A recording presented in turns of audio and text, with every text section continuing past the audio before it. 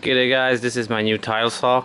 I got fed up with rental unit, which are totally damaged, and with the platter that's moving all the way around, and then there's no way to make a straight cut. I mean, when you got a 1/8 inch error on a 24-foot tiles, well, that's when you got pretty bad issues.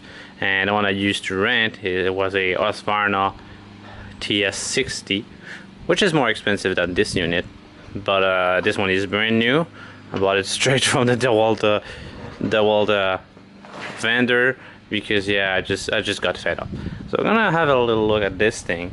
There are a few good things, a few ones that I'm not too fond of.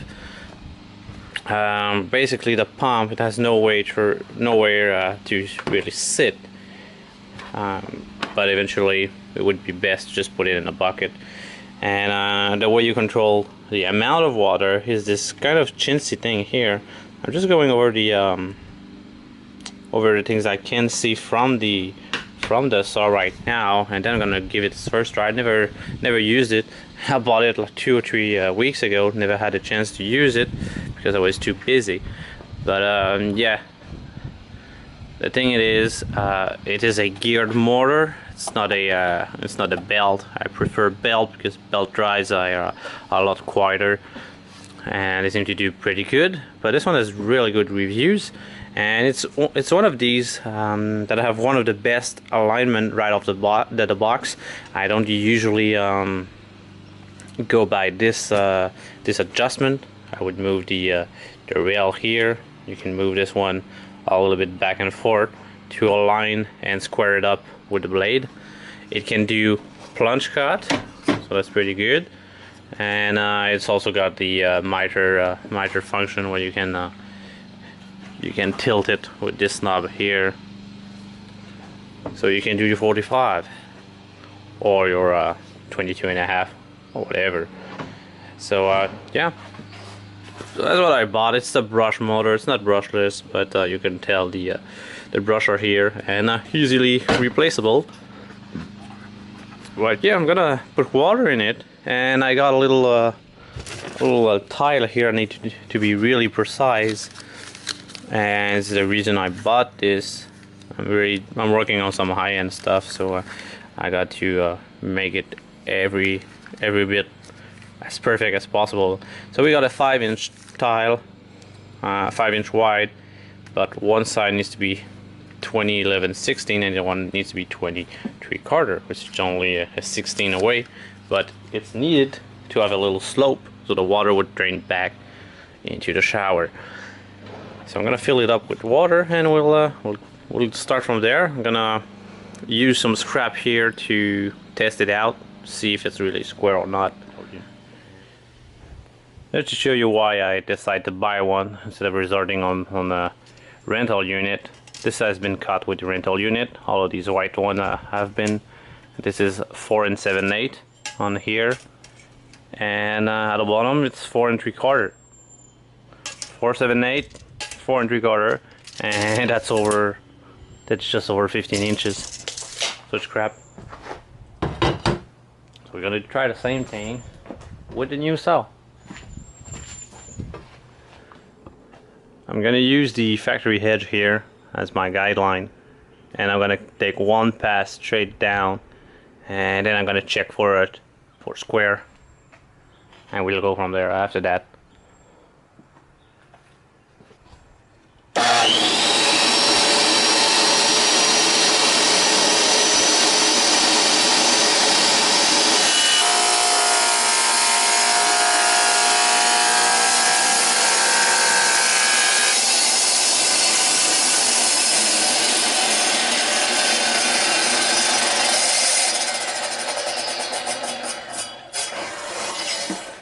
Okay, took you out of the tripod. You need a better look at this. So this is the kind of cut I'm getting right out of the box. Okay, I did not adjust this saw at all. I just put it in one piece, set it there, and that's the result I'm getting. It's pretty damn near perfect. Here, that here, yeah. There's a There's no difference whatsoever. It is perfect. So I'm guessing if I take 2 slices, I should have exactly the same width all around. So that's what I'm gonna do. I'm gonna cut a piece at 5 inches, which is what I need, and we'll see how true it is.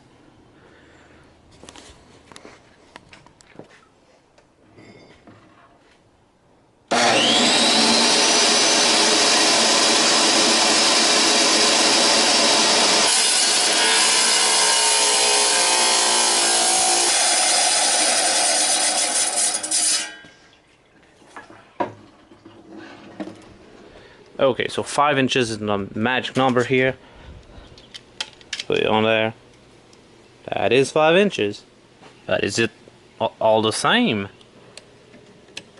Oh, yep, there it is. 5 inches. That's pretty good. I mean, usually it's also when you buy that, you gotta align the gantry or the rails. In this case, this is the rail.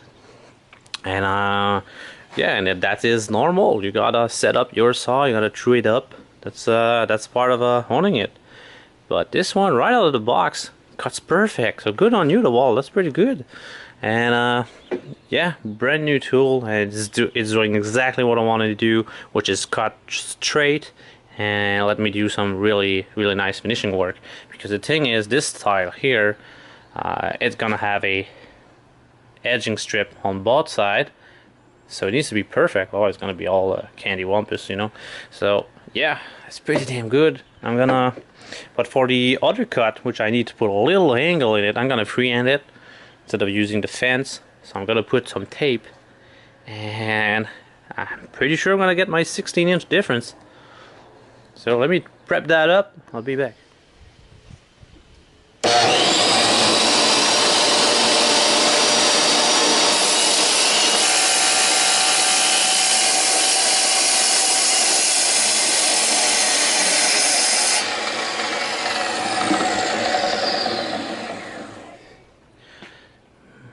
Okay, so what you saw is me lopping off a 16-inch of like one corner while leaving the other one. This is the worst case scenario. You should not do that. You should always leave some meat and cut it in the center. Otherwise the blade may deviate. So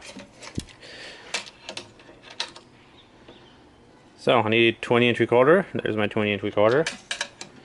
And my 11/16. Here it is, my 11/16 is there. It's a little bit proud, but it'll work. It's gonna make the gaps perfect. I mean, I'm a sucker for precision, and I'm getting it. It really, yep, it really is a nice saw.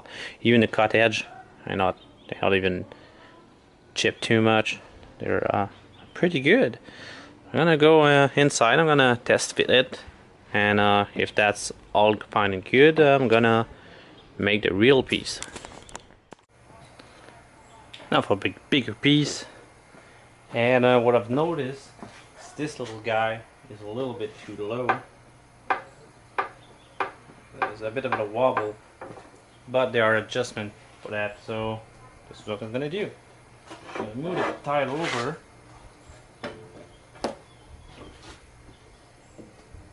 Bring over the little tray here.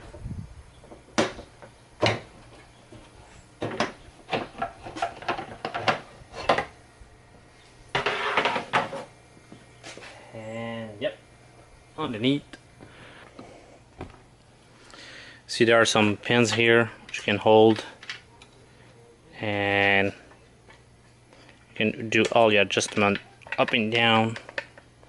Unfortunately, it's gonna have to be a trial and error because there's no way to hold it. Well, oh, screw that. Let's scratch that. I can adjust it. There are ways to get underneath here with a wrench. I just need a proper wrench to hold this part here, and then I'm gonna clamp it there on my tile and tighten up.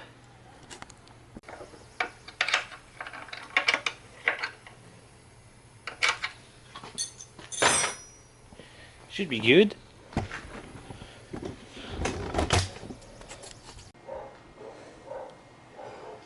So there you have it, guys. That's my first look at the Dewalt D24000, as well as the first cut. So you saw it's pretty damn accurate.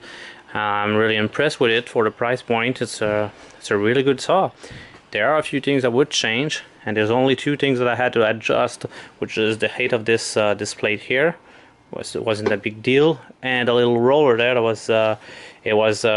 That side of the plate was a little too high, so the other one would not track properly, so it would kind of teeter-totter.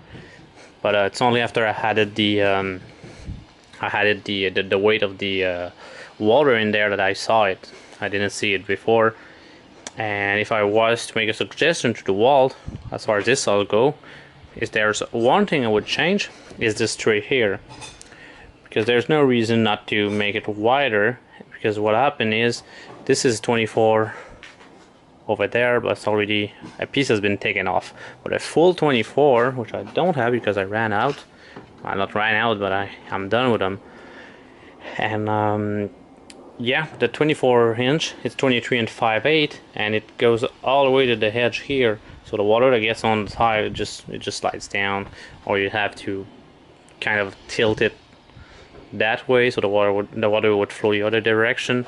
But yeah, if you cut a small piece of it, for instance, if I got 3 inches roughly to cut here, and the rest of the tile is all the way hanging there, so if water gets to this side, it's gonna leak outside.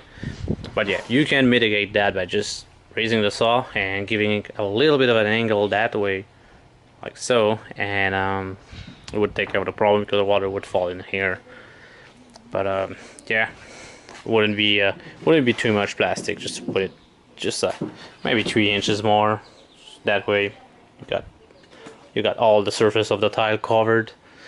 So yeah, that's my only suggestion, because the rest is pretty good. I mean, I'm not too fond of the gear motor, but yeah, I mean, it's compact, and it's not brushless. It doesn't need to be anyways, so not as efficient, but doesn't change anything.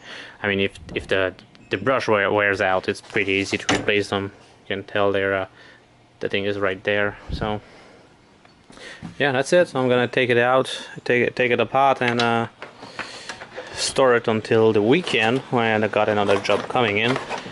So gonna say farewell for now, and talk to you later, guys.